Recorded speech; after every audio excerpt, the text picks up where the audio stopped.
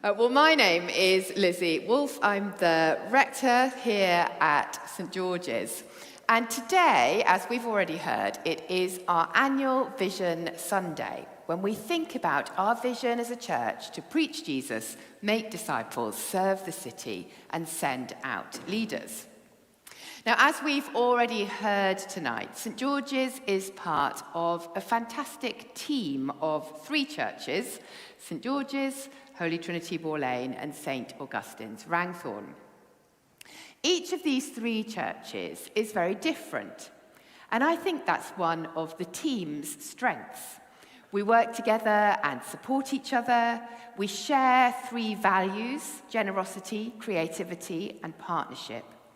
But each church has a different context, and that means that each church has its own vision. So today, much as we love our wider team, we're just talking about St George's Church. Our vision here at St George's, what we believe God is calling us to do, is to preach Jesus, make disciples, serve the city, and send out leaders. Now, as always on Vision Sunday, I want to say thank you. Thank you for being part of St George's, part of our community, part of our story and our vision. Whether you're here in person or online, whether you've been here for decades or you're very new, each one of you is significant, and we're glad you're here. God chooses to work through his people. He's been doing some great things amongst us. Last year, we baptized 45 people. So it is right to be thankful and joyful. And Vision Sunday gives us an opportunity to celebrate some of what God has been doing, even as we also want to pray for more. Today, we are looking at the early church in Antioch, which we can read about in the New Testament book of Acts. And we're asking, what might God be saying to us about each aspect of our vision? So first of all, preach Jesus. Now, there are three things I think God might be highlighting to us about preaching Jesus. And the first one is that it's good news. When the Christians went north to Antioch to escape persecution, they told people the good news about Jesus. Sometimes it doesn't feel like there's a lot of good news about.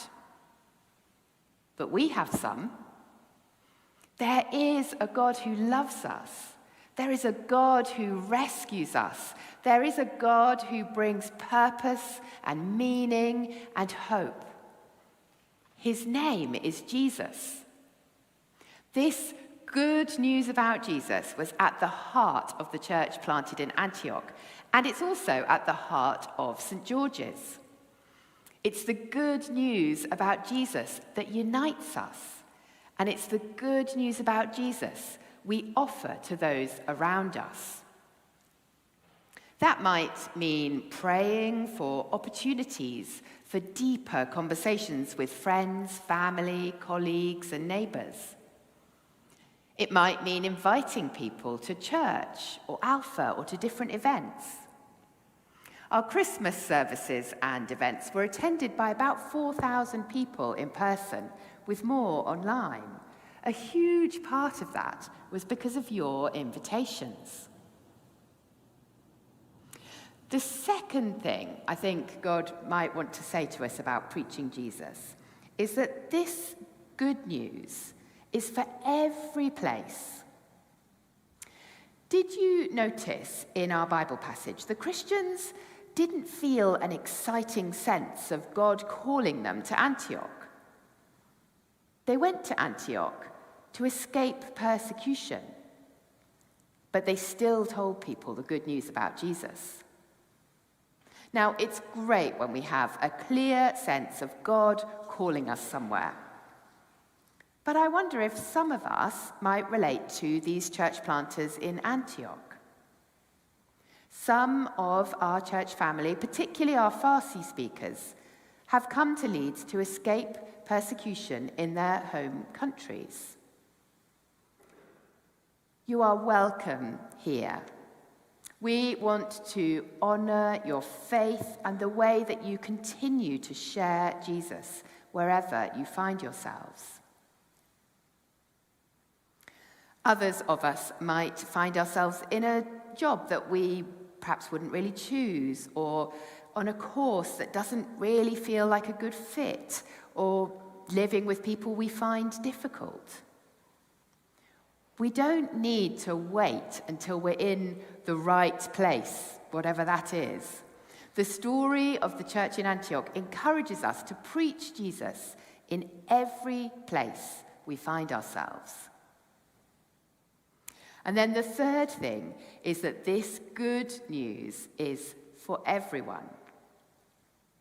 One of the issues the very early Christians wrestled with was whether you had to be a Jew in order to be a Christian. Jesus was a Jew, and the first Christians were all Jews. But then, non-Jews started coming to faith and being filled with the Holy Spirit. The church in Antioch contained both Jews and Greeks, which means non-Jews.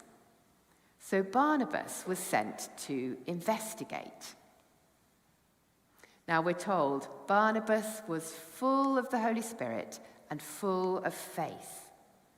When he saw this new church plant with people from different nationalities and backgrounds coming to faith in Jesus, he gladly recognized it as the work of God.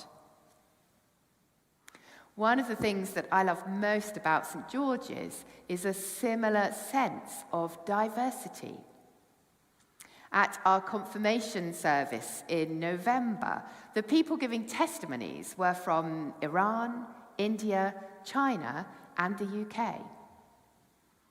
As a church family, we are different ages, different ethnicities, different backgrounds. We have different skills and passions. We have different opinions on lots of things. But as a church, we are learning to live well together with difference, because we are Christian brothers and sisters, and we're called to share the good news of Jesus with everyone around us, whoever they are. So that's Preach Jesus. We have good news about Jesus to share in every place with everyone. Second, make disciples. When Barnabas arrived in Antioch, he encouraged them all to remain true to the Lord with all their hearts. The Christian faith is not just about intellectual truth, something we know in our heads. We're called to follow Jesus wholeheartedly. We are called to be true to him in every aspect of our lives. Now, living as wholehearted disciples and remaining true to Jesus is not always easy. I know that some of us are facing very difficult situations. In Antioch, the disciples were taught for a year by Barnabas and Saul, and then we're introduced to a wider team of prophets and teachers, again with a focus on diversity. The team includes Simeon, called Niger, which means black. His nickname almost certainly means that he's from sub-Saharan Africa with black skin. And there's Lucius of Cyrene. Cyrene is in modern-day Libya, in northern Africa, so he would have had olive skin. At St. George's, one of the main ways we support and encourage each other to be wholehearted disciples, remaining true to the Lord, is through our small groups. We have 22 adult small groups, plus extra time and Farsi group. And I want to say a huge thank you to all of our small group leaders. These groups read the Bible together. They get to know each other well and pray for each other. And if you would like to join one, can I suggest that you chat to Hannah, our planting curate? She's at the back of church today, or you can get in touch via the office. We also have some fantastic groups for our children, our youth, and our students. Again, focused on wholehearted discipleship. 51 wonderful people serve in these ministries, and again, thank you if that's you. But even with such big teams, we do still have some gaps, especially in our youth team. Now, our teams are at their best when they are diverse and multi-generational. So if you are passionate about helping children or young people or students to connect with Jesus, we would love you to consider joining one of these teams, whatever age or background you are. As I've been preparing for Vision Sunday, one of the things that I sense the Lord saying to us as a church is less is more. Now, church life can become very busy. Less is more means making sure that we're not putting on events just because we can or because we always have. Less is more means investing in the events, the groups, and the serving that we're called to do, and then leaving space for the deep work of discipleship. When we have some space, it's easier to recognize and process our own emotions. It's easier to notice what Jesus is doing, both in us and through us. It's easier to respond to his nudges, and it's easier to serve joyfully. Notice the phrase, isn't nothing is more. God is still calling us to do things, but as I've tested this out with other people, less is more feels like it's a word for this particular season at St. George's to help us to grow as wholehearted disciples. Third, serve the city. Faith in Jesus always leads to some sort of action or service. In Antioch, we see this when the prophet Agabus tells them there will be a severe famine in their region. The church doesn't focus on its own needs. It looks outwards, deciding to provide help for the believers living in Judea.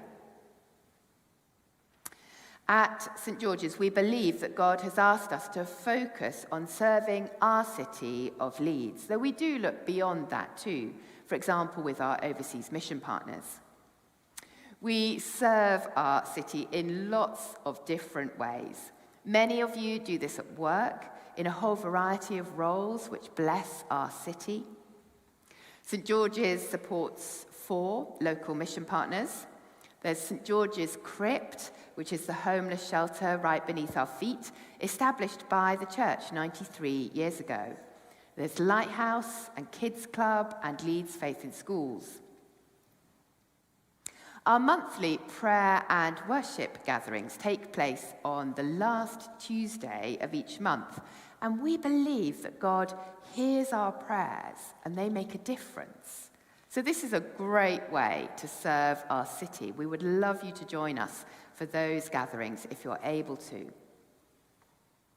Another way to serve the city is by joining a team here at St. George's. If our ministry is going to be financially sustainable, we can't keep adding staff posts. So we need congregation members to serve in a whole variety of roles. We would love some more people to work with Anne, our wonderful Farsi group leader, to support our Farsi brothers and sisters, both in pastoral and in practical ways. For example, accompanying people to appointments. We could really do with a few more people on our buildings team. If you're good at DIY, you could help practically. If you're good at organising, you could help manage some of our contractors or our projects. At our 1830 service, we need some more stewards and some more hospitality team. And we also need some team to help with our social media accounts, taking photos and making vertical videos so that we can share faith online. In Antioch, their service was guided by prophecy. And we're also told that the disciples helped as each one was able. Now, those are some great principles. Pray, ask God, how should I serve? And then serve as you're able to in this particular season of your life. So we've looked at preach Jesus, make disciples, serve the city. Lastly, it is send out leaders.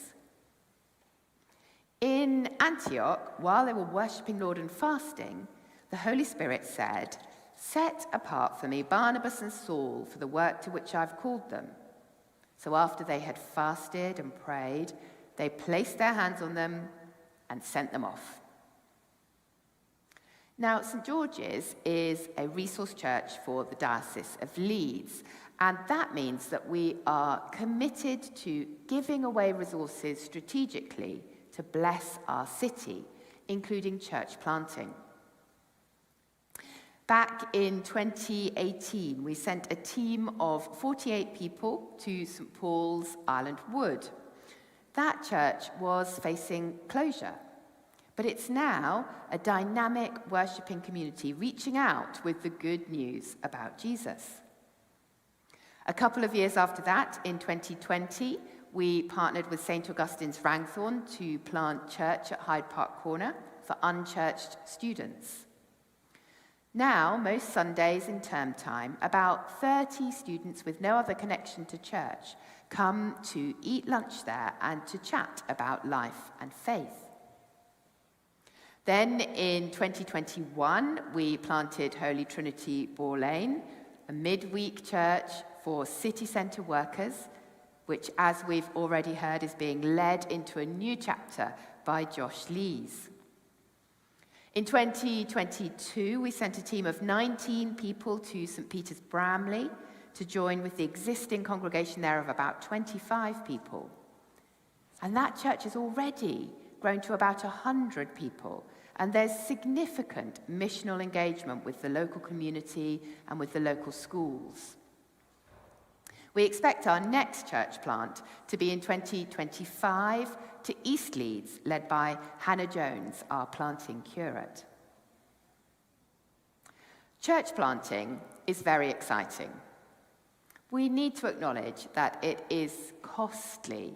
We miss the people that we send out. But it's also hugely strategic. It's a highly effective way to preach Jesus, make disciples, and serve our city, especially enabling us to share the good news of Jesus in places and with people that we wouldn't otherwise reach. Now, of course, church planting isn't the only way to send out leaders. And if you are here as a student, an intern, or a young adult, often you are just with us for a few years before work or other circumstances take you elsewhere. We want to invest in you whilst you are here with us, providing lots of opportunities to serve and to grow as wholehearted disciples. And then we can send you out with our blessing to continue kingdom work wherever the Lord takes you. So, this evening, we have been looking at what God might be saying to us as a church about our vision to preach Jesus, make disciples, serve the city, and send out leaders. I also want to invite you to ask God what he's saying to you personally, because to see this vision become reality, we need everyone to join in. Now, there are lots of ways to get involved, but I think of it in three big categories: pray, serve, and give. You might want to commit to continuing in a particular area, or this might be a good moment to review or to try something new. As you know, vision costs money. We're so grateful to God for consistently providing what we need. We're working on increasing the income from hiring our buildings, but the majority of our funding comes directly from you, our congregation. Thank you so much for your faith-filled generosity. Unsurprisingly, the cost of living crisis has impacted our costs as a church. And this year, we have got a funding gap of £113,000 if we're going to do everything that we believe God is asking us to do. So we would particularly like to ask you to pray about whether you could contribute financially.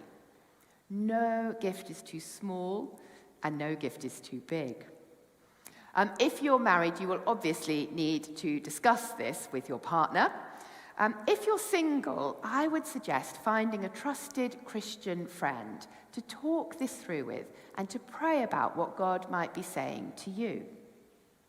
And then next week, it's Gift Sunday, when we'll have some response cards to fill in, which have those 3 areas: pray, serve, and give.